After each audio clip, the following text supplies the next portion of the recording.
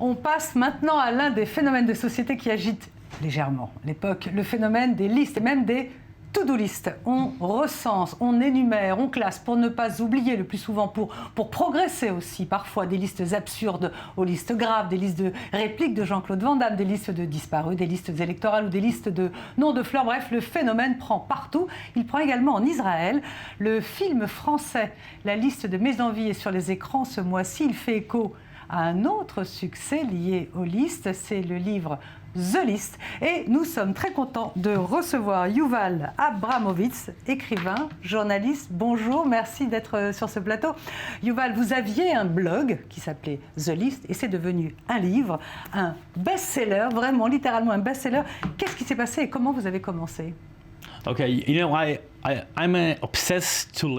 Vous savez, je suis obsédé par les listes. J'ai écrit des listes toute ma vie. Quand j'avais 16 ans, j'ai eu un accident, j'ai dû rester chez moi un moment et je me suis mis à écrire des listes. Et depuis ce moment, j'écris des listes tout le temps.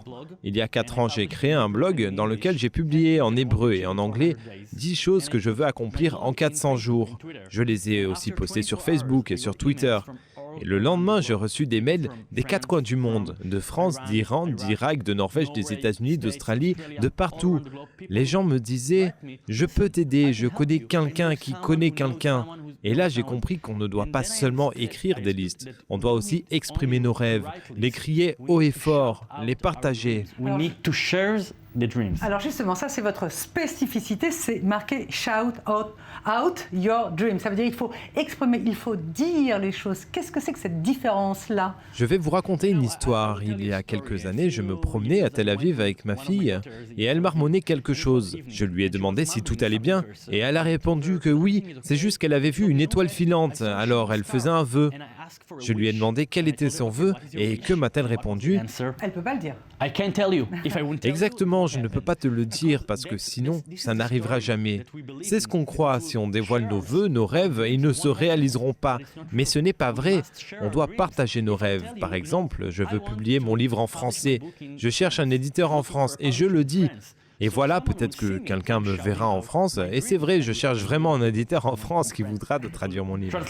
C'est tellement anglo-saxon, c'est-à-dire c'est s'exprimer, obtenir ce qu'on souhaite. Vous avez sorti ce livre en crowdfunding. Vous avez obtenu $200 000 et à partir de là, vous avez commencé à analyser des listes. J'ai lu quelque part 5000 listes, mais peut-être qu'il y en avait d'autres.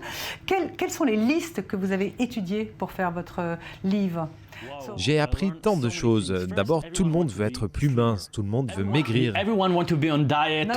Non, ce n'est pas la première chose. Ensuite, c'est trouver l'amour, puis avoir une grande maison, ce qui veut dire avoir de l'argent. Vous savez, j'ai lu tellement de listes que j'ai découvert comment écrire la liste parfaite. Ce n'est pas seulement la question de l'écrire, c'est surtout comment l'écrire pour qu'elle soit parfaite. Il ne suffit pas d'écrire « je veux être riche », c'est trop vague. Il faut être plus précis et écrire « que dois-je faire pour devenir riche ?» ou « que dois-je faire pour maigrir ?» ou alors « que dois-je faire pour trouver l'amour ?» Ce n'est pas seulement « je veux trouver l'amour ». Ok, mais après, il faut agir, faire des choses pour que ça arrive. Pardon de vous couper, vous allez nous donner un exemple, celui que vous voulez, je ne vais pas vous en imposer parce que vous allez me dire qu'est-ce qui lui passe par la tête. Trouvez un exemple et dites-moi comment on fait et comment on suit la liste. Oui, par exemple, après l'une de mes conférences, une femme est venue me voir et elle m'a dit « Vous savez, j'ai 40 ans, je ne suis pas mariée et je veux trouver quelqu'un. » Je lui ai demandé « Est-ce que vous travaillez pour trouver l'amour ?» Elle m'a demandé ce que je voulais dire par là. Je lui ai demandé si elle allait sur Internet, sur des sites de rencontres ou même sur Facebook ou d'autres applications. Elle me répond « Non, je n'aime pas ça. » Alors je lui ai dit « Votre mission n'est pas de trouver l'amour, votre mission est de trouver un moyen de rencontrer des hommes. » Et je lui ai donné une idée. Faites un dîner chez vous et invitez 10 de vos meilleurs amis. Ensuite, demandez à chacun d'entre eux de ne pas apporter un gâteau ou du vin, mais un homme à la place. Donc ce sera un dîner avec 10 de vos meilleurs amis et 10 hommes. Donc plein de possibilités. Elle l'a fait et elle a rencontré quelqu'un. Il se marie la semaine prochaine.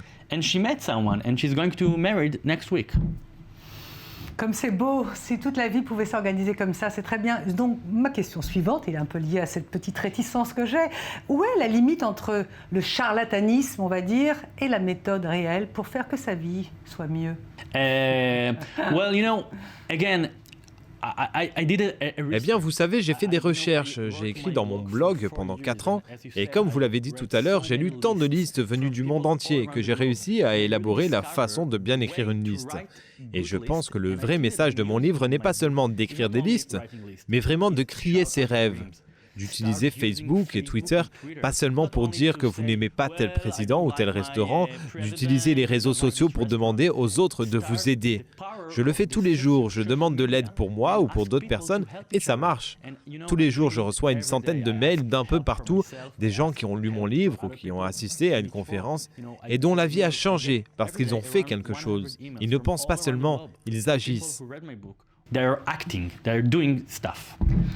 Ça donne envie. Alors, vous avez donc votre livre The List qui vient d'être traduit maintenant en anglais, qui est sur Amazon, qui atteint des scores pas possibles. C'est un vrai best-seller, vous m'avez dit ça hors antenne.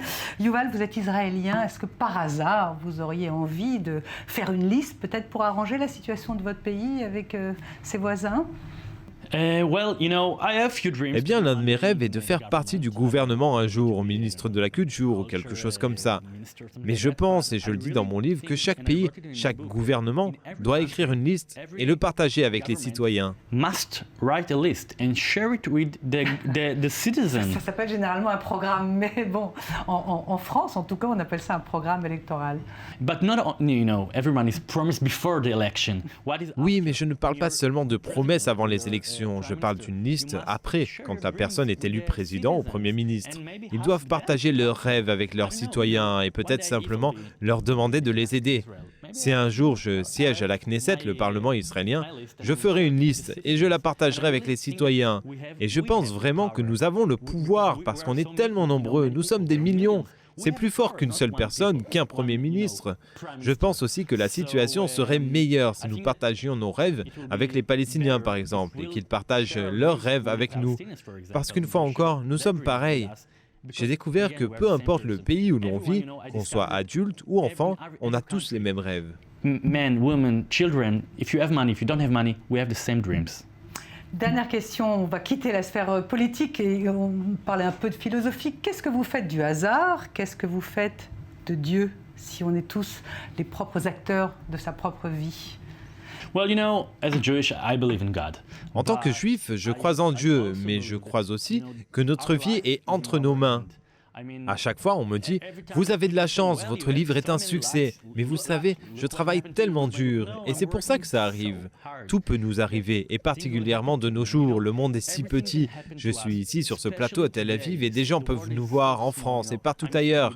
Le monde est petit. Il vous suffit de partager vos rêves. Écrivez sur Facebook, sur Twitter. Vous pouvez atteindre tellement de monde. Donc faites-le, agissez. Même si vous croyez en Dieu ou en la pensée positive, ne vous contentez pas de dire Dieu m'aidera.